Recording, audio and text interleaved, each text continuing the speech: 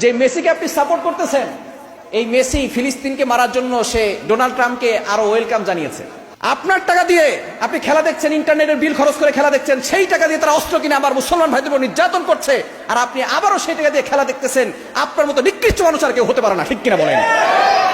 বলুন হুজুর, খেলাধুলার ভিতরে আবার ইসলাম নিয়ে আসছেন কেন? মুসলমান তো এমন হবে যে প্রত্যেকটা কাজে ইসলামকে নিয়ে আসবে, ঠিক কিনা?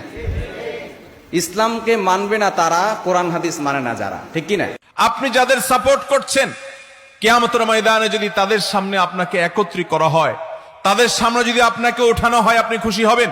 আল্লাহর শপথ করে বলছি, এটা খেলা নয়, এটা সুপরিকল্পিত একটি পরিকল্পনার অংশ, সুপরিকল্পিত একটি আয়োজন, যে আয়োজনের অন্যতম উদ্দেশ্য হলো মুসলমানের ঈমানি চেতনাকে ভোতা করে দেওয়া।